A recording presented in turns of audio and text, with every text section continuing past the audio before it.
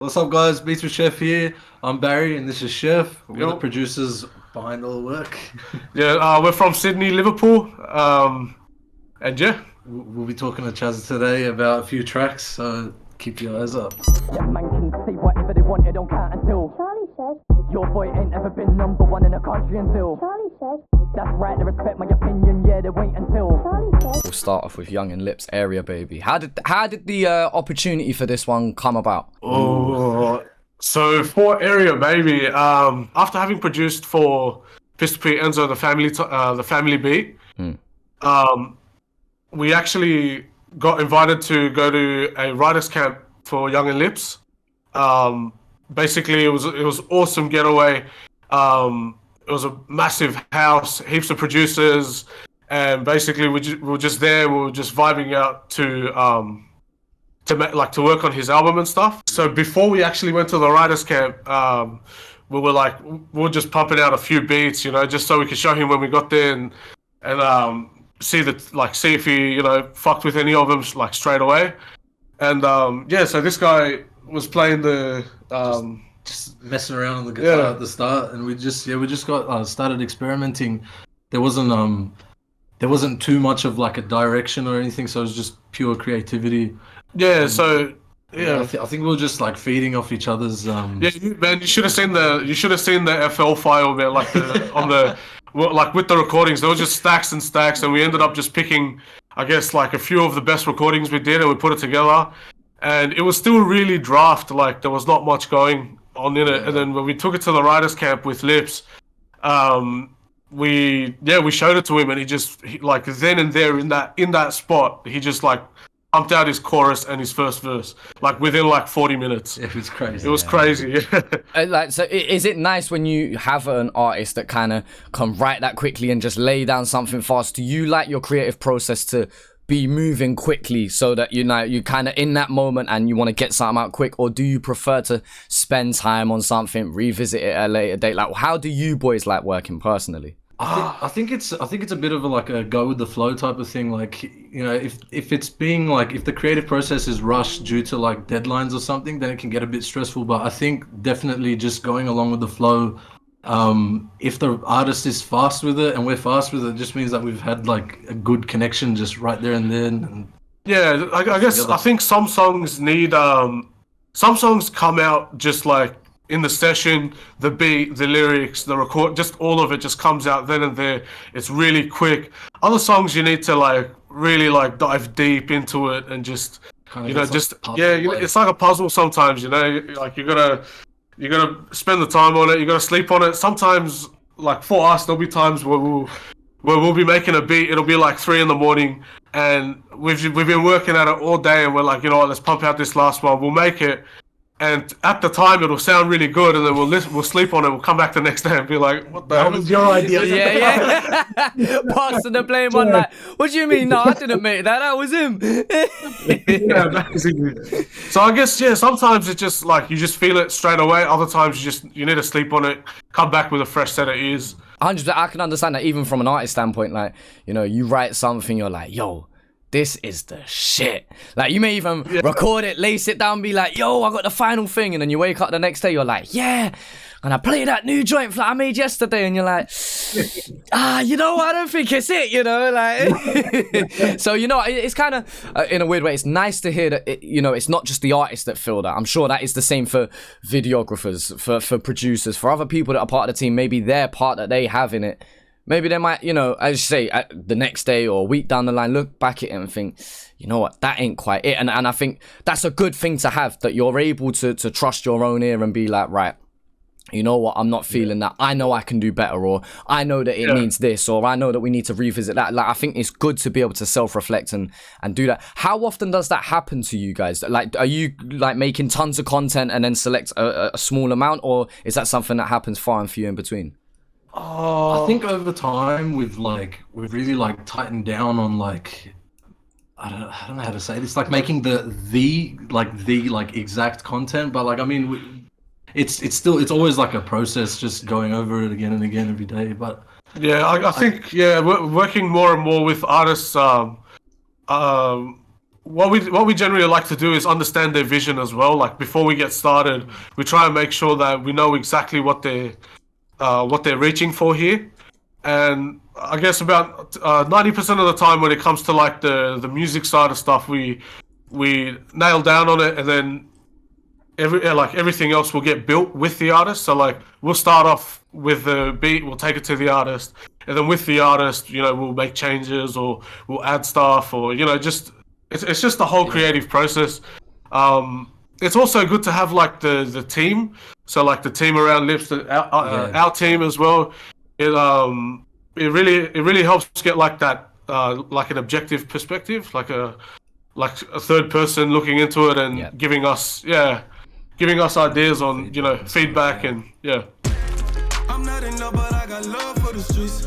They said it wouldn't make a man out of me.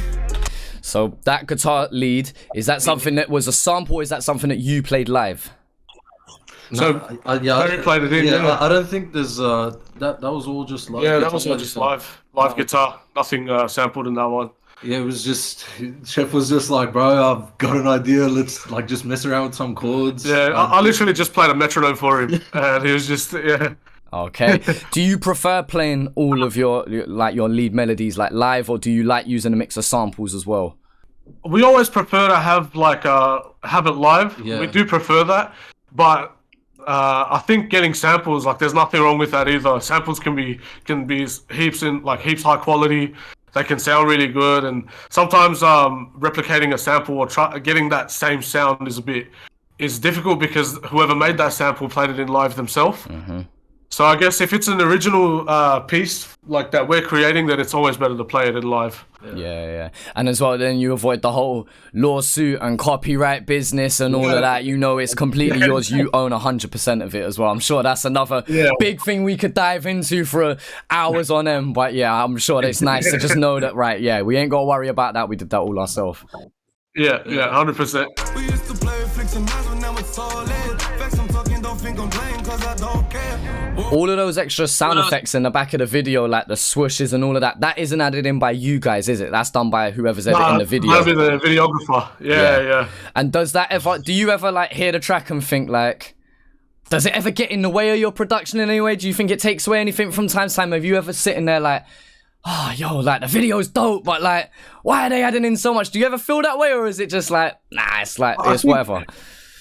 So I think for the video, I think it's perfect. Like, if you listen to the Spotify version of it, the sound effects aren't there. Yeah. So I guess in the video, it complements it because there's visuals to go with the sounds. All about my business, all about my money. I'm not in love, but I got love for the streets. Yeah, so literally that first verse, and the chorus as well, that was all written in 40 minutes, you said? Yeah, like he smashed it out straight away. Like he felt the beat off the bat. Yeah. And yeah, we were sitting there. We had the mic going. Mic was warm. We were ready to go. So like once he wrote the chorus, we quickly recorded that in, and then he had like a few lines left on the verse, and we recorded that part in as well. Am I right in saying that rappers tend to do it more in the style of a one take, whereas melodic artists typically compile more? Is that like the general consensus? Would you say? I think it depends really on the also like the genre or the style of the song, like where it's going. Sometimes they want to make it sound like a one take, but I definitely do think that's pretty much about right. Like rappers are more they'll put more of like their whole verse in one take. Yeah. Whereas like singers and the more melodic artists are, punching it in. Yeah, I guess the punching it in part is where it comes in because singers want to do runs and they want to trail off with their vocals before like into the next part of their verse. So I guess it makes sense for them to do that. Yeah. I guess with rappers, it's more about some rappers they'll just write and they'll forget. They won't entirely forget it. Sometimes they will, but it'll be accounting for breaths, like being able to breathe between within the lines and stuff. So when that comes up, we record it in different sections. But at the end of it, like the idea is to make it sound as natural as possible as well. Man, we came from nothing. Gotta watch it, so I keep it where I go.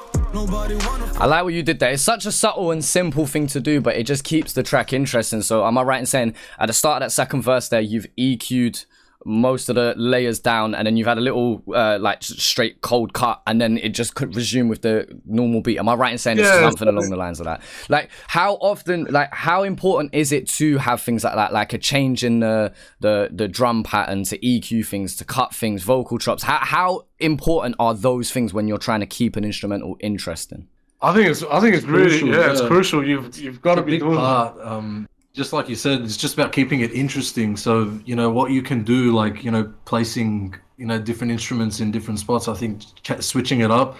Sometimes it's to actually bring out key lines in the verses and stuff. So when he was when Lips was when he came with the second verse, and this was on the same day as well. So like he smashed out the chorus, the first verse, had a little break, came back and smashed out the second one. And in that, when I heard that second verse, I heard that like when he was singing it to us before we recorded it. I noticed how he dropped the melody in the first part of his verse. He dropped the melody, and I was like, the beat needs to drop with it. The beat needs to go down with it.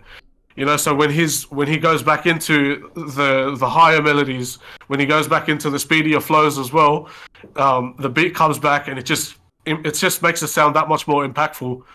I think it's really important. So yeah, in that section, we actually did like a low pass filter, where with his vocals coming down, and then before he came back hard after that first part of his verse, we brought the beat back in with it. Yeah, because it's massively interesting to, you know, when I'm trying to describe to people who aren't music heads, or like, I'm not a producer myself, but, you know, I have a minimal understanding of production, and, you know, how different a beat can sound when you play the same 4 or 8 bar loop over and over again, as opposed to adding in all of these extra things that make it sound interesting. It is the difference between a good loop and a good instrumental. You know, I think I think anyone can make a good loop, but not everyone can. And even down to song structure, and how does it sound different between the production behind the hook and the verses? What's different in the breakdown? How do you know all of these things? Because again, it's easy. This is a good question for you then. Do you like to build your beat up to its highest point and then strip away to build the structure, or do you like to build it as you're going along? If that makes sense. Oh, there've been times where I've built the full beat to its full point, all the melodies, and then I'll split the melodies and structure it as the artist's words fit to the beat. So I'll structure it in that way. And there've been times where I'll do beats section by section. Staying cautious, I got my young Hennessy. Taking my bag and now I stack and repeat. Yeah, man. No, you boys did a fantastic job. And the last thing that I'll comment about it from a production standpoint is you've got the 808s, right? There's so many songs I hear 808s just overdone. You know, they're trying to make it as loud and as bassy as possible, and it just feels overbearing. Like 808s, how important is it to get that right alongside the drums? Yeah, everything's got to be balanced. Yeah, you got to have a balance. It's got to be punching, but at the same time, you got to leave room for the rest of the song. You know, it's not just about the 808. Shout out to Mixtree with the awesome mix on the. Yeah. I think to add to that, I think 808s can be like a tricky part in a beat. Like we see, like that's like a common problem. Yeah. That quite a few producers have, and it's like it's hit and miss sometimes. But yeah, got to put a lot of time into those 808s with the drums. Yeah. Because it sounds like such a simple thing to hear, but I find that it's quite difficult to get right. And again, this is coming from more of a casual person. I'm sure you boys will understand it 100 times better than I ever will. But it's something that is so easy to get wrong. As easy as it is to lay them down, it is so easy to get wrong. And even from a casual standpoint, I listen to certain tracks and I'm like, 808s has ruined that for me. And you know, certain things, or even not just 808s, it could be like, yo, that drum pattern's crazy, but I don't like that kick, or you know what I mean, that snare and clap is just way too much, or you know what I mean. It's interesting how, you know, effectively when you're producing, you know, you've got a recipe Yeah, and you've got all these different ingredients that need to go in, and you may love that ingredient the most, but if you have too much of it or not enough of it, you know what I mean, it ruins the whole recipe as a whole. So it's important to just get everything to the right measurements and make sure that it's balanced out in that way. Yeah, engineering and production go hand in hand. Like you need to. I feel as though not knowing how to engineer a track will make you a better producer, and knowing how to produce the track will make you a better engineer. And yeah, I think the 808's probably not just 808. I think it's bass in general. I feel as though a lot of new producers actually struggle with getting the bass right, and it's got to do with the frequencies. Like they might not be sitting in the right environment, or they may not understand how a song or bass is supposed to sound in the environment they're sitting in. So a lot of the times, what will happen is there'll be not enough bass, or there'll be too much, and it's just. One of the lost in it. I guess an easy fix to that is listen to it on as many speakers as you can. That was literally going to be my next question is, do you like listening to things out loud and then maybe hear them in headphones and think, that don't sound the same, or you know what I mean? Because a lot of people as well will comment on production sometimes and they're playing it through their phone speaker, and I'm like, you're not really getting the richness, and you're not getting all the minerals. You know what I mean? When people say, oh, I heard this track, I don't like it, and I'm like, yeah, but you're listening to it through your phone. Like, you know what I mean? Have a decent pair of headphones, have a decent pair of speakers, and you will appreciate certain songs so much more. You know what I mean? Even to some songs, I'm sure you understand that when they're played live, in that environment, it's so much better. Like Kanye West, obviously, as he called it, like, you know, that stadium status music, you know, it's so much better in a large arena type space. And so I think music needs to be experienced in different spaces. But yeah, I'm sure you understand that makes a massive difference how and where you're listening to something.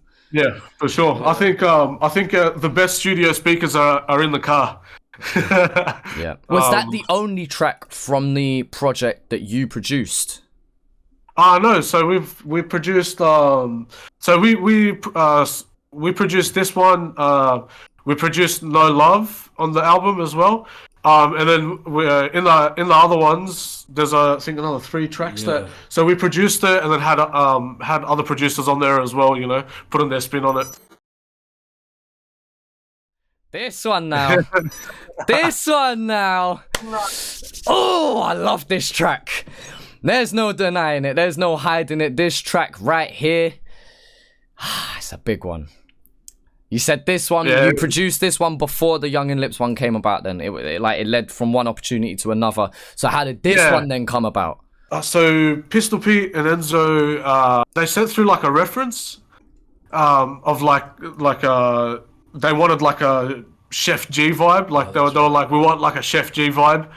And I guess we were like, we didn't without thinking too much into the Chef G, because what you'll notice in Chef G tracks is that it's really raw, like there's not too much going on. So I guess we took the idea of we'll give it like a Chef G vibe, but we got a bit carried away with it, adding the drums and and then the melodies and stuff like that. And it's interesting how you describe it, because I see it as quite a minimal beat, but it's very rich at the same time. So, you know what I mean? Although it has that laid back kind of feel, it also feels like there's a lot to it. Am I right in saying when you've produced this is one of them kind of beats that has like 20 to 50 stems, like of just loads of different little things, like just all over the place. Like, yeah, that's it. Yeah, especially like with the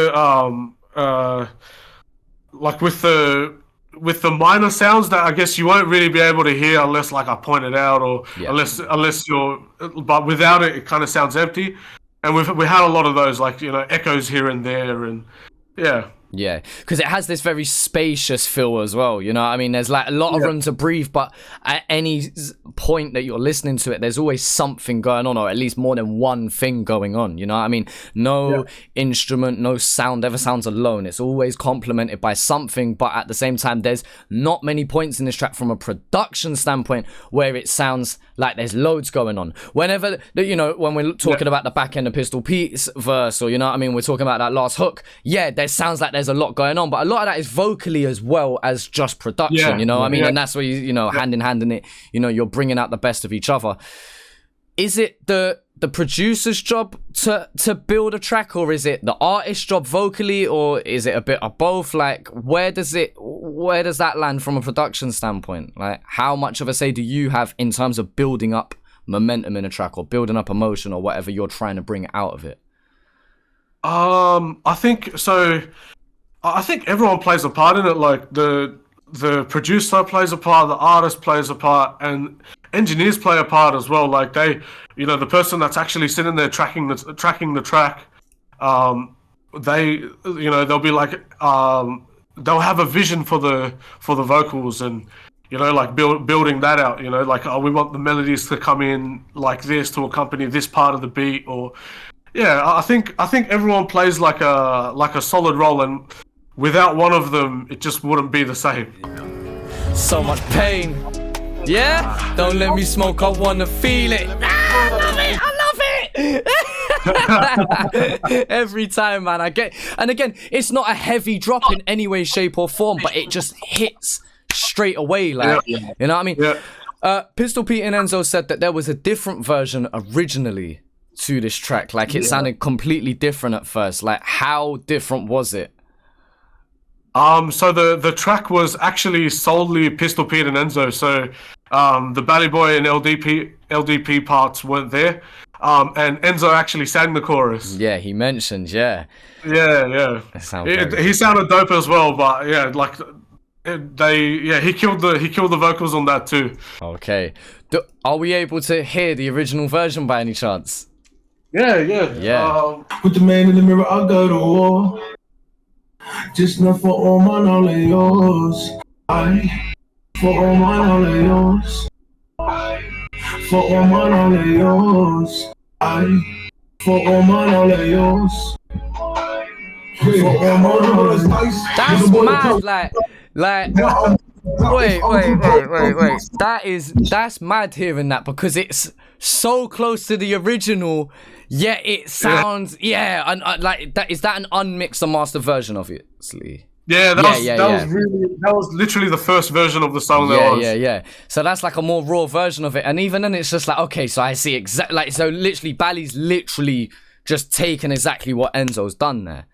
But Enzo sounds comfy at the same, like they weren't lying when they're saying he sounded comfy on that hook. Like, if I do agree that Bally was the right choice to bring on and do that hook. I do agree with that. But if I didn't know none the wiser, I don't think I'd be mad at that hook either. I still think I'd enjoy it mostly the same way that I do now.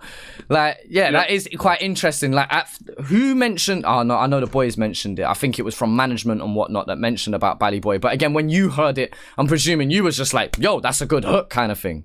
Yeah, I loved it. I loved it straight off the bat. And then I guess that like we were saying earlier, that's what's good about having the team, having that third person perspective.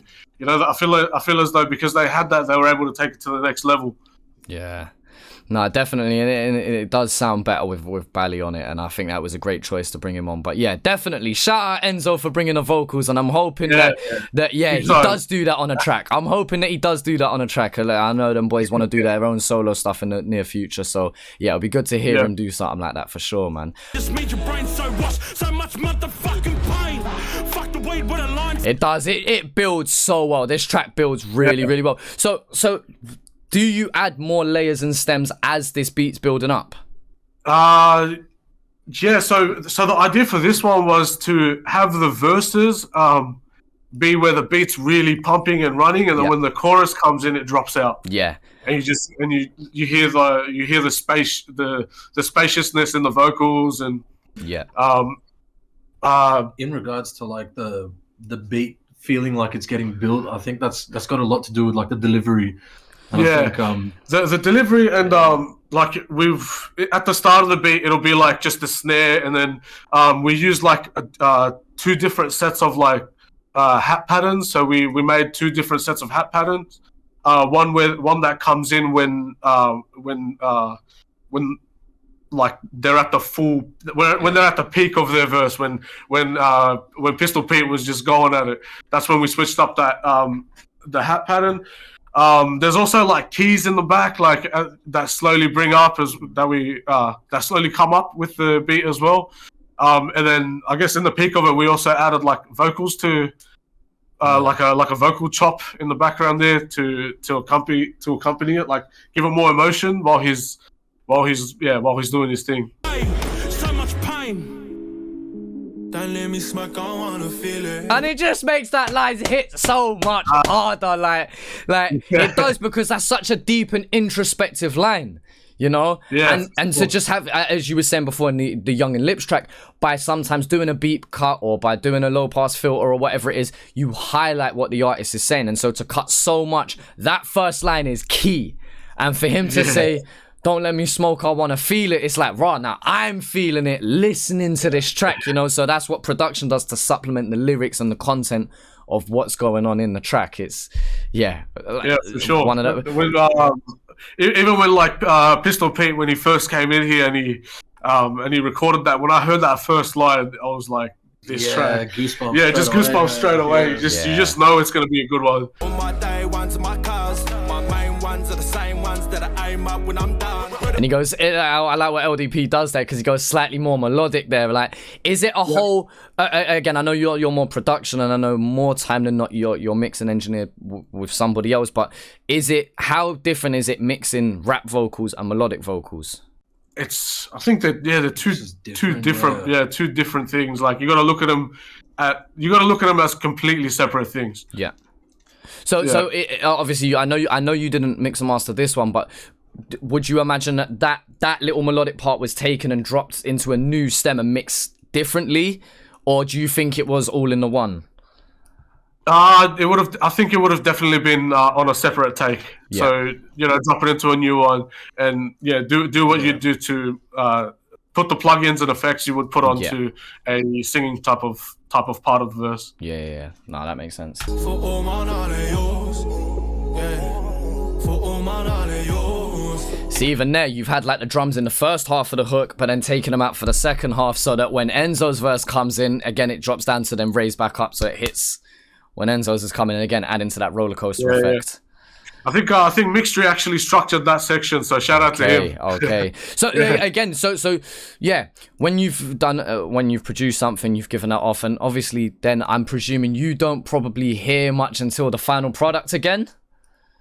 It just depends. It just depends, yeah. Okay. Yeah, it just depends on it. I think for this one we actually heard it at the end of it. So for this one, we heard the final product, and yeah, I think it couldn't have gone better, because when we heard that final product, it was almost like hearing a whole new song, and that to fall in love with kind of thing. A whole new song to fall in love with, and playing Again, if we're going back to like the whole cooking analogy, it's like, yeah, you've laid out the recipe, you've put all the ingredients, you've done all the prep, but they've cooked it and put their final little touch on the end kind of thing. And then it's like, oh, this is the finished product that we've like prepared effectively. Is that like a good enough analogy to kind of, in terms of the whole creative process and where you are? Yeah, the seasoning, that's it. You've put the flavors on there.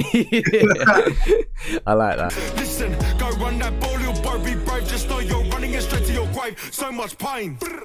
I love that. And even for his verse, you can hear Bally's runs going on in the back. Is it nice when you have an artist that gives you all those extra layers to play around with? Yeah, big time. Yeah, even like with the snare of the part where it's really like built up. I don't know if everyone else hears this, but I wanted to make it sound like a whip. Okay. Like that was I was feeling like a whip for the snare, so that was like the idea for that, and I feel as though it just brought out like, I guess kind of the feeling of it all, like what they were talking about as well, like made it feel harder. Yeah, it just made it feel harder, like but that's what I'm saying. See, that's something that 95% of people won't ever pay attention to. You know what I mean? But you're appealing to the people who are really listening close, you know what I mean? And those minor details, and you could do that with 5 to 20 different things in this track, where again, to the casual listener, they're not going to notice things like that. But the casual listener will tell the difference between a quality beat and an average beat. You know, and it's weird that you might not always be able to explain your reason behind why you prefer something so much more. But I think that's the important thing of the attention to detail. Same way with the recipe. Yeah. Oh, but you could still make this recipe without that one ingredient. And you could do it without that one spice. But if you add those 10 to 15 different spices, it can make the difference when all put together. And again, that's the difference between something being basic. Yeah. I think it's I think something for the listeners is just that feeling, just to go with the feeling. Like, say for the first half of Enzo's verse, you'll hear the snares just like it's just like a normal. It's like a rim shot on the drum kit, like a normal snare. And then when he starts going harder, like I bring the hats in and then start having the snare sound like a whip. Yeah. And I feel as though like a lot of the listeners, they'll probably won't be able to pinpoint it, but the feeling will be there for them.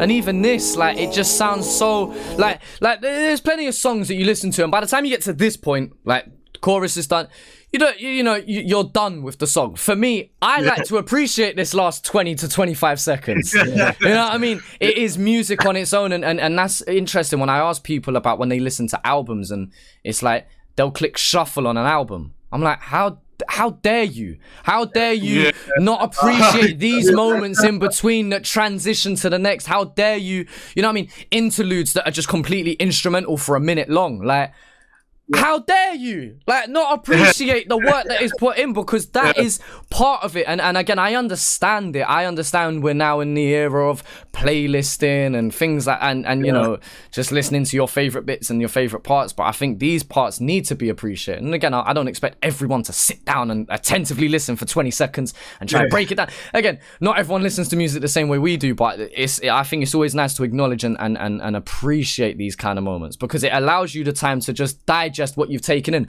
I remember on my first listen through, the reaction's probably still there. This track finished, I hit pause and sat there for a 30 seconds still in silence, trying to deep what I just heard. So I feel that these parts are still needed, you know. Touch on that, like how you finish off tracks, basically. Yeah, for sure. I think with an album, like what you're saying, with an album, not enough people look at albums like one massive song. Like, I feel as though when I listen to an album, I'm listening to a journey. I'm listening to a 1 hour track, you know, like, and those, like you said, those interludes, those pieces in between, those need to be there to I guess, to aid that. Yeah, to aid that for us to understand exactly what the artist was feeling when they were at this part of the project. And I think other tracks, you know, like, other tracks, you want to stick to that 2 minute 30 to 3 minute guideline to hit the playlist. To, you know, I think what's happening is the attention span of listeners are decreasing as you know as we progress in time, and I think albums will always be there for the people, for the loyal fans, for the ones who are there to listen to. Like the day ones, the ones that are there to listen to the whole piece. But I definitely think having songs that, you know, get straight to the point and it's like leaving you with a bang kind of thing.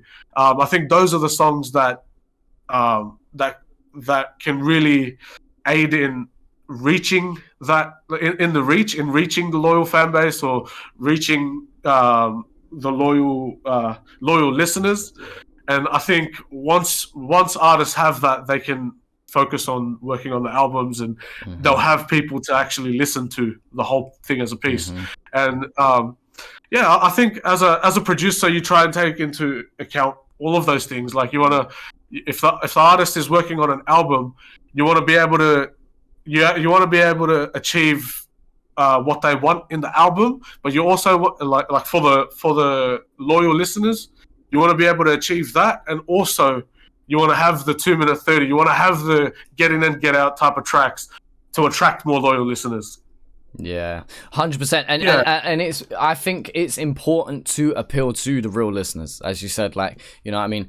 You said you're trying to appease labels and numbers and targets and things like that. But I think ultimately, if you're playing the long game, you need to appease the people who are currently there for you. I think the best way to grow in any creative field is to appeal to the people who are already following you, not to try and reach. And I think naturally that's how you will organically reach new people, as opposed to ignoring your core fan base to try and reach out to as many people as possible. Now you've not got enough strength to hold on to the original people that kind of lifted you up, you know? I think it's important to keep lifting those people and let other people join onto your wave and join into your lane, as opposed to trying to spread yourself as thin as possible. So I think, yeah, as you said, it's important to appeal to those real ones, you know, the real ones who then go and speak about it, the real ones who really do go and share it, the real ones who really, because word of mouth is still, in my opinion, the most powerful thing, more powerful than any viral video, still more powerful than any million likes you can get on a social media platform. I think word of mouth is the most important thing. So if you're able to make somebody say, yo, this is my favorite song, or this is a project I really appreciate, or yo, what are you listening to? I'm listening to this because I like to revisit it often. I think that's the best way to really grow and appeal to a mass amount of people, is by, yeah, as you said, catering to the ones who are really listening and will appreciate those small details. Like having the best of both worlds kind of thing. Having the like, say, in an album, having the album appeal, like having the elements in the album that your real ones will, you know, they'll understand, and they'll be like, yep, I'm listening to this as a whole album. And then within the album have those other tracks that can really, you know, that they can talk about, like that someone new can, you know, listen to it and be like, oh, I feel comfortable, you know, this sounds familiar to me. Yeah 100%. And you know, there's people who let's take someone like Cursor, for example. You know what I mean? There's people with more of a following than him. There's people with more numbers than him. But you know what I mean? If we're talking about longevity and things like that, he will last longer than most people, if not everyone, because he has a real core fan base. You take people like Husky, is a very similar thing. Again, it's okay. Yes, there's people who stream X, Y, Z's music more, but you know what I mean? People are going to revisit him because he's appealed to a certain fan base, and that core fan base is so strong that, you know what I mean? And that's where longevity comes in. Longevity comes from a core fan base. That's why I would personally be afraid of blowing up overnight, because I feel like, but you know what I mean? Because there's so many new people who not necessarily going to tap into that core fan base. Hence why you see people blow up overnight, get 5 million views and 800,000 followers, and then die off in a couple years because they didn't have enough time to build a core fan base. And so blowing up overnight and then sustaining up there is not as easy as you think. People are like, oh, they got lucky, or they're an industry plant. If you're able to blow up and then keep that momentum, that is an incredible achievement on its own, because it's not easy, you know what I mean? And I personally, last thing I was going to say is I personally believe in the long game of, you know what I mean, building up that core fan base over years. I feel like that's the better way to do it personally, but I don't, you know what I mean? I think there is a skill in blowing up and still managing to stay at that height. Yeah, for sure. What did Dre say? He says blowing up is easy, but maintaining it is what's hard. 100%. And I don't think people would understand that until they're in that position. I don't even think I understand that until I was in that position fully, or you know what I mean, realistically. So I feel like that's a great point. 100%. The moment, I think, we knew that this track was special from the get-go. From the get-go. Right, just from Pistol Pete jumping on the mic and saying so much pain. From there it was like, this track is a banger.